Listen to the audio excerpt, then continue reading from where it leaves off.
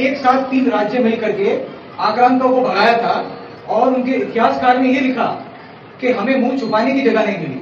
500 साल तक हिंदुस्तान में लोग आते रहे पर कुछ नहीं कर पाए। उसके बाद में 13th century 12th 13th century के बीच में एक युद्ध हुआ जब मोहम्मद अकबरी आए और नायका देवी, पता नहीं आप लोगों ने उनके बारे में पढ़ा है कि नहीं पढ़ा, वो पहली थी जिन्होंने उनको हराया। उसके बाद बैटल ऑफ तराइन हुआ पृथ्वीराज चौहान के साथ, जिसमें भी युद्ध में नहीं हारे पृथ्वीराज चौहान।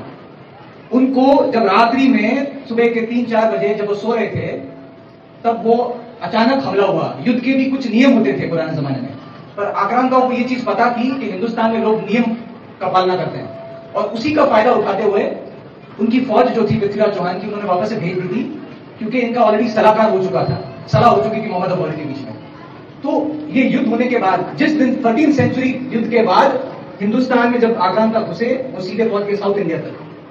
तो लगभग इतने साल तक राजस्थान एक ऐसा राज्य था जो बाहर वालों से लड़ा, मात्र राजस्थान। बिकॉज पुराने जमाने में जो भी युद्ध करने आते थे वो हिंदुकुश खैबर पास के थ्रू आते थे, और जब राजस्थान हारा तब सारे लोग साउथ इंडिया तक पहुंच गए।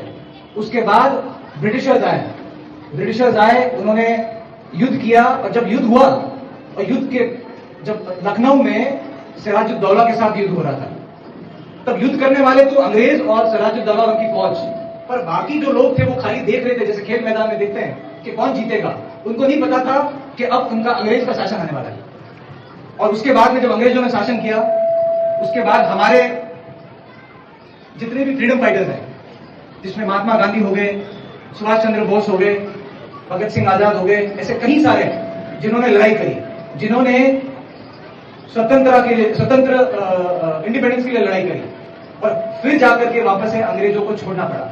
और इसलिए छोड़ना पड़ा क्योंकि सिर्फ एक व्यक्ति की वजह से नहीं, इसमें काफी सारे थे जिन्होंने अंग्रेजों से लड़ाई करी। इसमें काफी सारे मेरे आपके जो प्रशासक हैं, सरपंच साहिबा, उनकी 3 पीढ़ियां अभी सम्मानित उनको किया गया है स्वतंत्र सेनानी के रूप में। उनके पिताजी को, उनके पिताजी को और उनके पिताजी को, मतलब परदादा, दादा और उनको तीन पीढ़ी जिन्होंने इस हिंदुस्तान की आजादी के लिए लड़ाई करी।